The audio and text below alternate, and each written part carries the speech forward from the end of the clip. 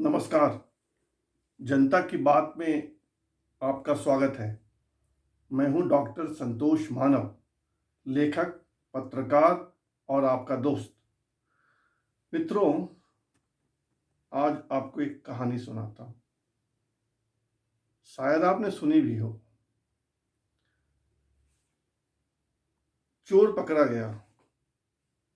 नवाब के सिपाही चोर को नवाब साहब के पास ले गए। थोड़ी बहस हुई। चोर का जुर्म साबित हो गया कि हाँ, यह चोर है। नवाब ने उससे पूछा कि तुम्हारे लिए दो सजा है, 100 जूते खाओगे या 100 प्याज खाओगे। चोर ने सोचा जूता खाना महंगा पड़ेगा, प्याज ही खा लेते हैं। उसने कहा नवाब साहब, प्याज खाएंगे।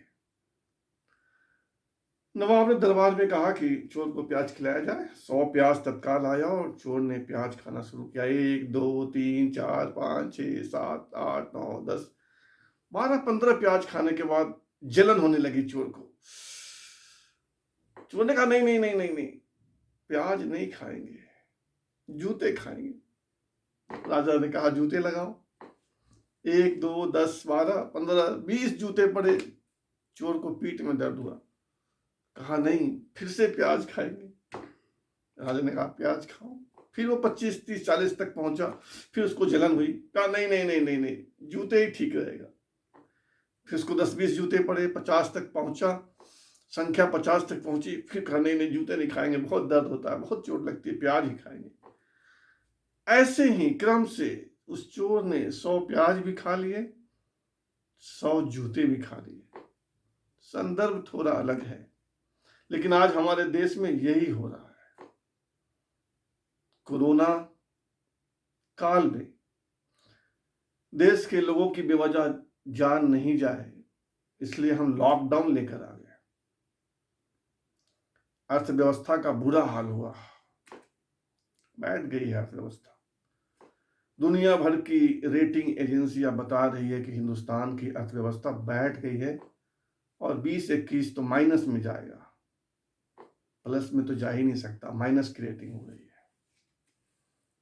और दूसरी तरफ क्या हुआ, जिस जीवन को बचाने के लिए, जान को बचाने के लिए लॉकडाउन लाए थे, वो जान भी नहीं बच रहा। तो हो गई ना दोनों बात।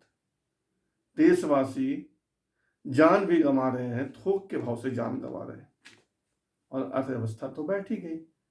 लाखों करोड़ों लोग बेरोजगार हो गए, करोड़ों लोग बेरोजगार हो गए। आज एजेंसियां बता रही हैं कि 24% बेरोजगारी हो गई है देश में। 24%, सोचिए यह क्यों हो रहा है। अर्थव्यवस्था का बुरा हाल, जान भी जा रही है। जिस 25 मार्च को लॉकडाउन हुआ था देश, उस दिन इस देश में 600 मरीज थे, 622-23 मरीज थे।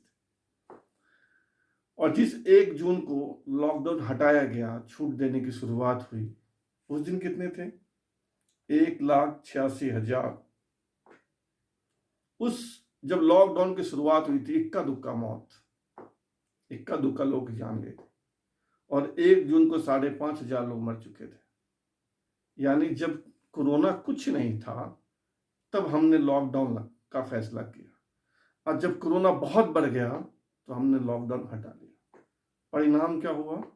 1 जून से 12 जून, इन 12 दिनों में 1 लाख से भी ज्यादा, लगभग 1,20,25,000 मरीज बढ़ गए। आज 12 जून है और आज का आंकड़ा बता रहा है कि देश में कितने मरीज हैं? 2,90,000 से ज्यादा, 2,90,000 से ज्यादा। और मौत लगभग 9,000 के पास पहुंचने वाले। और हमारी स्थिति क्या हो गई है? कोरोना संक्रमण या कोरोना मरीजों के मामले में अब हमसे 3 देश ही ज्यादा है, ऊपर है, जहां कोरोना मरीज हमसे ज्यादा है। अमेरिका, ब्राजील, रूस, और चौथे नंबर पर भारत। मौत 8,500 से ज्यादा, 9,000 कहिए, 9,000 के आसपास। ये क्यों हो रहा है, ये कैसे हुआ, इसका उत्तरदायी कौन है? हम चले थे जान बचाने, जान भी नहीं बचा पा रहे हैं और अर्थव्यवस्था की भी हवा निकल गई। किसको दोषी ठहराया जाए, किसके सर इस विफलता का ठीकरा फोड़ा जाए, आप सोचिए। और स्थिति क्या है, झारखंड का एक मंत्री कह रहा है कि हम फिर से लॉकडाउन लाएंगे। झारखंड का एक मंत्री, पंजाब और मध्य प्रदेश की सरकार कह रही है कि हम 2 दिन लॉकडाउन रखेंगे सप्ताह में, शनिवार रविवार पूर्णतः बंदी रखेंगे, 5 दिन ही बाजार खोलेंगे। दिल्ली की सरकार पहले धमका रही थी कि लॉकडाउन लेकर आएंगे, फिर आज वो मुकर गए हैं। और मुझे लगता है कि अगर इसी तरह संक्रमण बढ़ता रहा, लोगों की जान जाती रही, तो शायद ये फिर लॉकडाउन लेकर आ जाए, मतलब दोहरी मौत। बहुत खराब दिन आने वाले हैं मित्रों, बहुत ही खराब दिन आने वाले हैं। अब सोचिए कि अगर फिर से लॉकडाउन हुआ तो क्या स्थिति होगी, और कितने लोग बेरोजगार होंगे, और कितने लोग भूख से, अवसाद से, नौकरी जाने की पीड़ा से जान देंगे। पूरा देश तहस नहस होगा और मुझे लगता है हम उसी ओर जा रहे हैं। बीबीसी में खबर आई है, bbchiindi.com में। बीबीसी ने एक बड़े डॉक्टर का बाकायदा नाम लेकर छापा है कि हम लोगों को बुलाया गया था विचार विमर्श के लिए लॉकडाउन से पहले यानी 25 मार्च से पहले विचार विमर्श के लिए बुलाया गया था।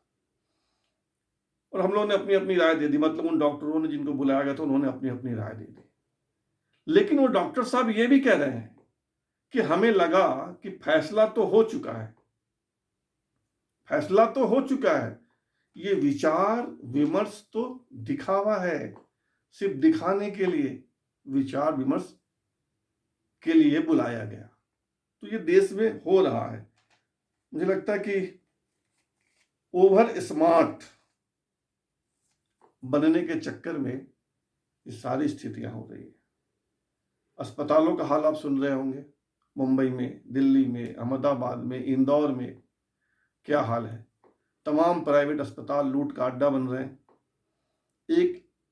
एक अस्पताल वाला अगर आप कोरोना मरीज लेकर जाइए तो कहता है कि 7 लाख जमा कर दो पहले, 5 लाख जमा कर दो पहले।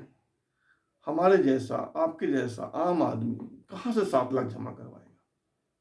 और ऊपर से वो कह रहे हैं कि सरकारी कार्ड नहीं चलेगा, मतलब आयुष्मान कार्ड नहीं चलेगा। तो प्राइवेट अस्पतालों का यह हाल, जो सरकारी अस्पताल हैं वहां का हाल आप जानते हैं। नौकरी लोगों की जा चुकी, करोड़ 20 से 22 करोड़ लोगों की नौकरी गई है। कैसे जिएंगे लोग?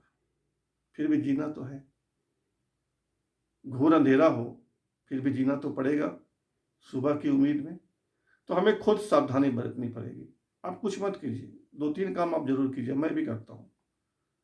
घर से निकलना पड़ता है, घर से निकलिए तो मास्क लगा कर जाइए, मास्क नहीं है गमछा बांध कर जाइए, नंबर 1। नंबर 2, भीड़ भाड़ में जाने से बचिए, कम से कम 3-4 फीट दूर रख के बात कीजिए। और जब घर आइए, सैनिटाइजर नहीं है ना सही, साबुन से अच्छे से हाथ पैर धो लीजिए, लगे तो उस कपड़ा को भी धोने के लिए डाल दीजिए। ये 3-4 सावधानी बरतिए, अपने परिवार की रक्षा कीजिए। मैं ये आपसे अपील कर रहा हूँ, आपका मित्र, आपका भाई, आपका दोस्त होने के नाते।